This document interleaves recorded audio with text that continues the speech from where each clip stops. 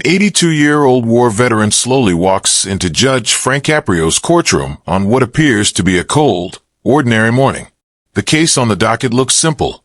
Just a $75 parking ticket for using a handicap space without displaying a permit. The kind of case that usually takes less than 2 minutes before the judge moves on. But the moment this elderly man steps forward, something changes in the room. Leaning on a cane, moving carefully with each step, he still carries himself with unmistakable military discipline. His back is straight. His shoulders are squared. His eyes never wander. Judge Caprio notices it immediately. The clerk calls his name, and the veteran removes his cap with shaking hands, holding it respectfully against his chest. When Judge Caprio looks down at the paperwork, he sees the man is 82 years old. When he looks back up, he sees something far deeper, quiet strength, restraint, and a lifetime of sacrifice written into every movement.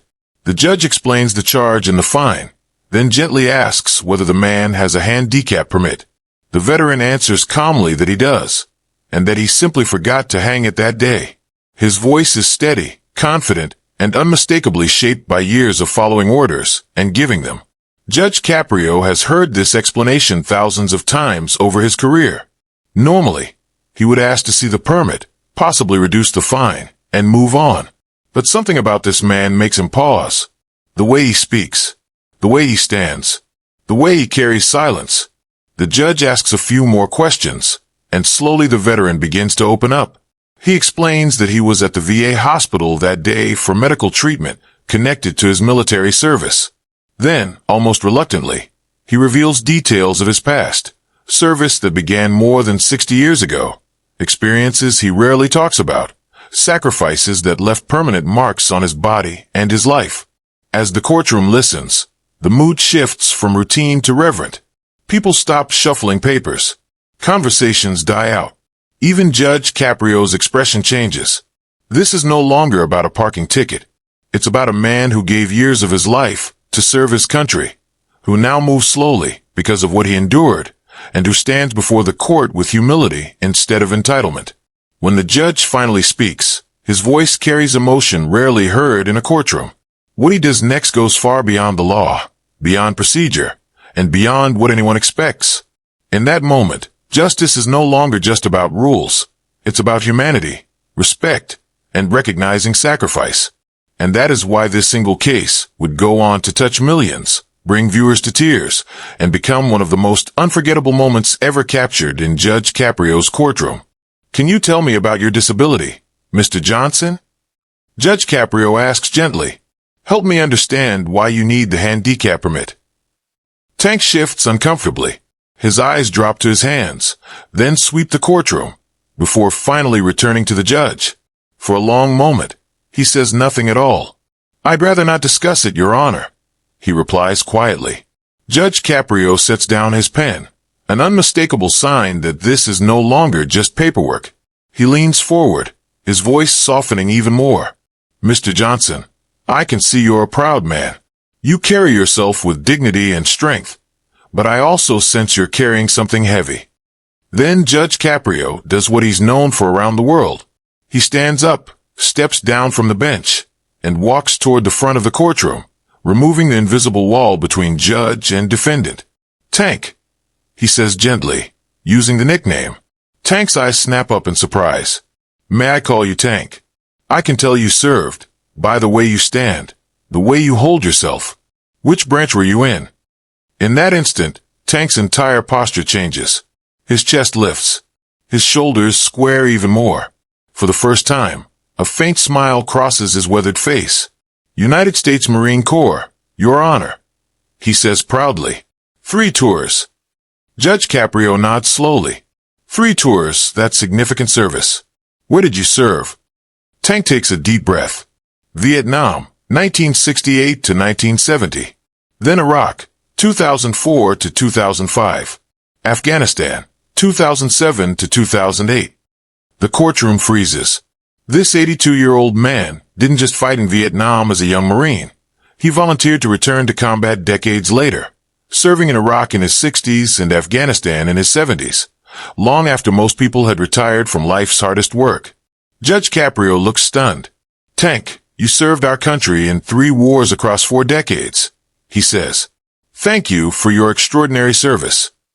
Then the judge asks again, this time with deep respect. Tank, help me understand. Why do you need the handicap permit? Tank looks around the courtroom, at the other defendants, the officers, the strangers watching him.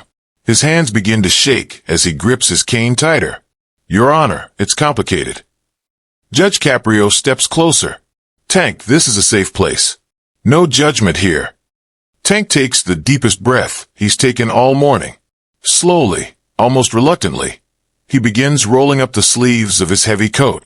The moment the fabric clears his arms, the courtroom falls into complete silence. Deep, jagged scars cover his skin, shrapnel wounds from battles fought decades ago. But then everyone sees it.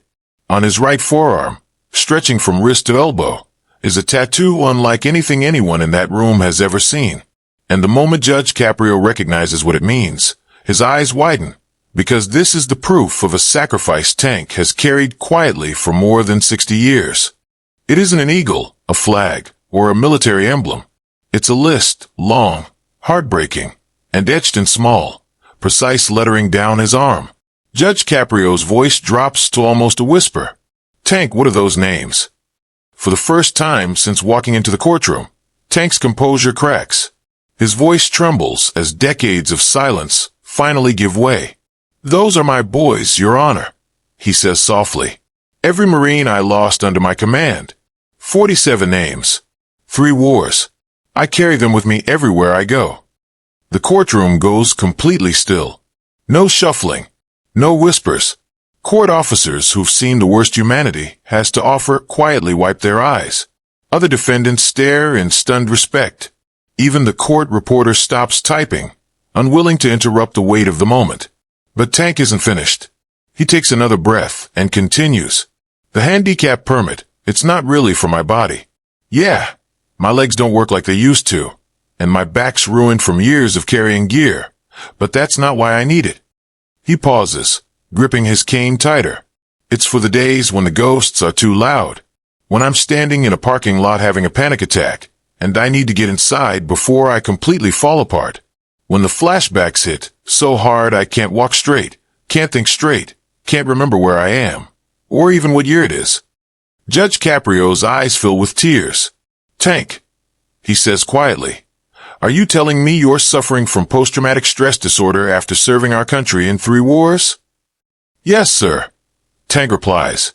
Most days I manage. I wake up. I make my coffee. I do my therapy exercises. I live my life. But some days the memories come back. Watching my boys die. The sound of mortars. The smell of gunpowder and blood. His voice shakes. February 8th, the day of that ticket, was one of my worst days in months. I was sitting in my truck outside the VA hospital, having flashbacks so bad I thought I was back in Fallujah. I forgot the permit. I forgot the rules. I forgot everything except getting help before I broke down. The room is heavy with emotion when Judge Caprio does something no one expects, something no one has ever seen before. He steps forward and slowly begins removing his black judicial robe. Gasps ripple through the courtroom. Tank, the judge says firmly, I want you to put this on. Tank looks stunned, almost afraid. Your Honor, I can't. That's your robe. I'm just a defendant. Judge Caprio shakes his head. You're not just anything. Put on the robe, Marine. With trembling hands, Tank allows the judge to place the robe over his shoulders. The heavy fabric hangs on his frail frame. Yet somehow, he looks more dignified than ever. Then Judge Caprio does something even more powerful. Standing in his shirt sleeves, in his own courtroom, Judge Frank Caprio raises his hand and salutes Robert Tank Johnson. A judge saluting a defendant. A nation saluting a hero.